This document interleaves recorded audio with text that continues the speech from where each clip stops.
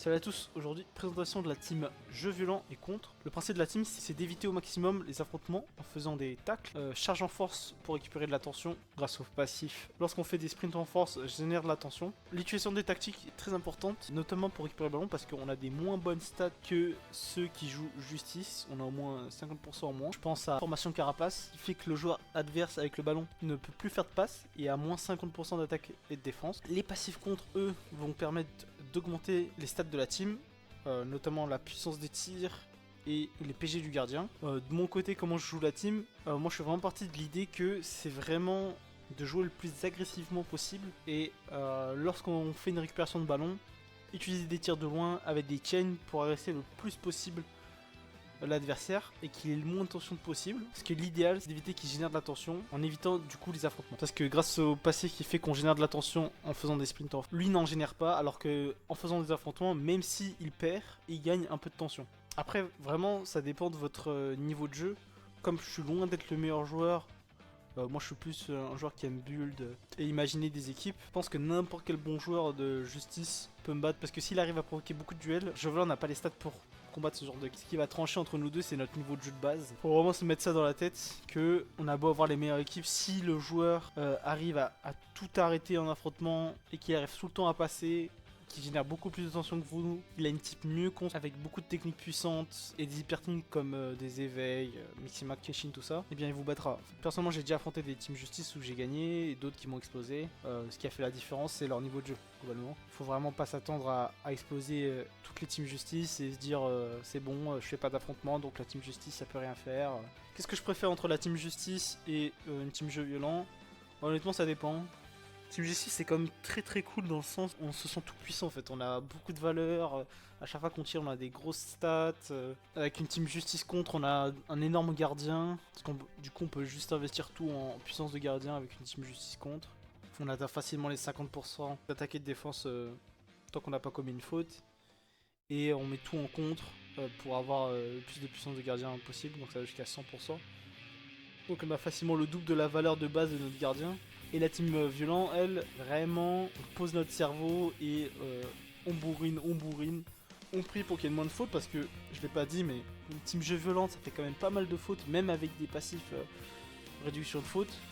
Actuellement, on est limité à 80% en moins de fautes. Après, tout dépend du nombre de pourcentages que vous mettez pour la réduction de fautes. Bon, je trouve que je suis arrivé à un assez bon compromis, je trouve pas que je fais tant de fautes, j'en fais au moins peut-être 3-4 par match. Qui peut me causer problème, mais si le joueur réagit mal en face, il peut vite perdre la balle. Donc à voir ce que ça donne dans des vrais matchs avec des très bons joueurs. Mais globalement, j'aime bien les deux. Je pense que mon cœur quand même penche plus vers la team jeu violent actuellement parce que c'est une autre manière de jouer, on n'est pas habitué. Tout le monde mise tout sur la team justice contre ou justice tension ou même les trois avec un peu de contre, un peu de justice, un peu de tension. Je pense que j'ai assez parlé de la team. Je vais vous montrer ses passifs, les tactiques que j'utilise et les joueurs que j'ai construits autour.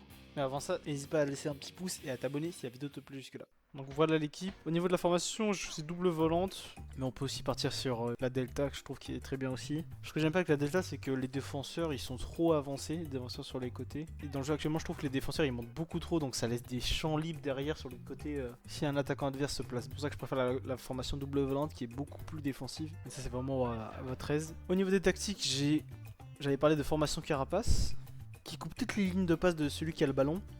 Et il a aussi un debuff d'attaque et de défense de 50%. Donc je pense que c'est une des tactiques les plus fortes du jeu actuellement. Il faut vraiment la mettre sur toutes ses équipes, c'est pas déconnant. Claymore, c'est une tactique liée à la team faute surtout, à la team jeu violent du coup.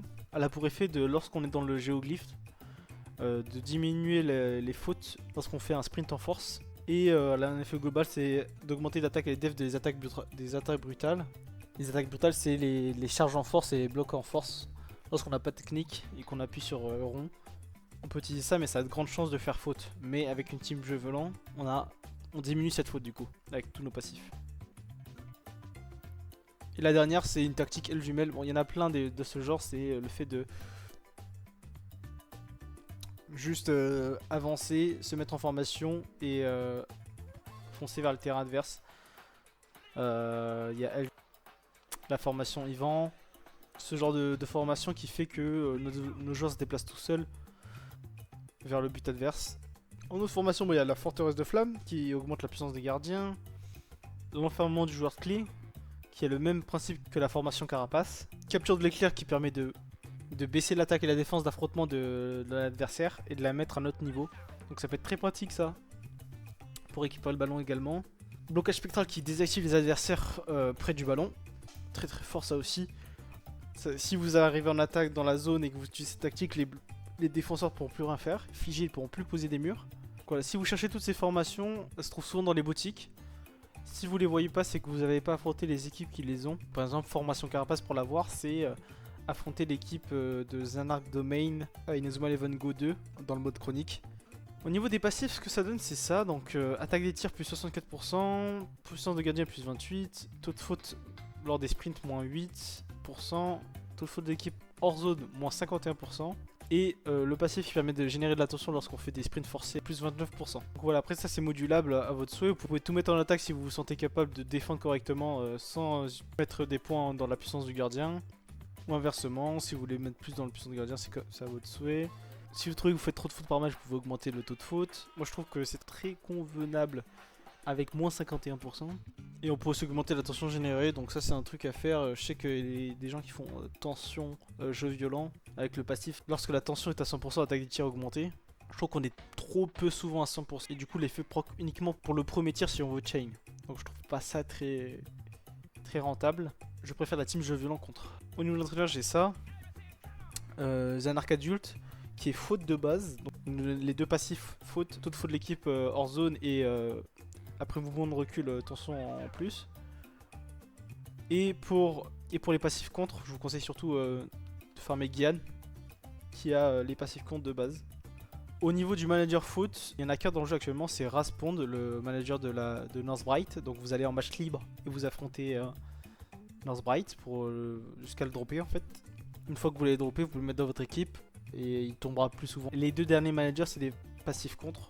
Donc pour le contre-attaque des tirs, vous pouvez farmer Camilla qui est contre de base. Au niveau de mes joueurs, bon, ils sont quasiment tous fautes, excepté 3 qui sont contre, qui donnent les contres après récupération puissance de gardien augmentée. Ce que je pourrais changer dans ma team, il y a plein de choses, hein, notamment les techniques qui sont vraiment pas bonnes, il faudrait tout modifier je pense. Mais vu que j'ai pas glitch et dupliqué comme certains joueurs, je suis limité en nouvelles possibilités, qui est très handicapant notamment pour faire des bons joueurs. J'aurais peut-être dû glitcher comme tout le monde, mais non, c'est pas bien, il faut que je reste dans le bon.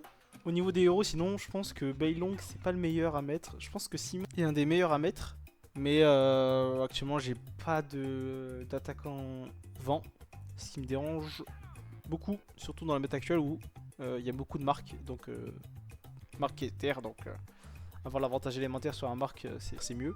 Au niveau des équipements, bon, c'est loin d'être les meilleurs. Genre, en fait, j'ai mis ce que j'avais, ce qui me restait. Tous mes meilleurs équipements sur ma team Justice compte notamment. Je trouve que c'est pas si terrible que ça sur des teams jeux violents d'avoir des moins bons équipements parce qu'on évite justement les affrontements. Donc, ce qui nous intéresse surtout, c'est les stats de frappe et d'arrêt de gardien globalement. Agilité, physique, pression pour le gardien et frappe, contrôle surtout et un peu de technique pour les attaquants. Tout ce qui est mieux, bon, on peut les mettre, on peut maxer. C'est pas déconnant, de temps en temps on fera des duels et ça arrive souvent même que l'adversaire arrive nous forcer à faire des duels. Mais souvent comme ils sont justice, avec 50% d'attaque et de défense en plus, c'est difficilement égalisable lors des affrontements, les valeurs. Au niveau des FF, ils sont tous à 82. 82 pourquoi? Parce que c'est le nombre de FF max qu'on a quand on est niveau 50. Mais voilà, je pense rien avoir oublié. Je pense que j'ai tout dit. Qu'est-ce que vous pensez de la team globalement? Est-ce que vous l'avez déjà essayé? Est-ce que vous gagnez beaucoup? Notamment contre les teams justice. Est-ce que vous pensez juste que les teams justice restent trop forts et que c'est imbattable à l'heure actuelle? Je lirai avec plaisir vos commentaires. A plus.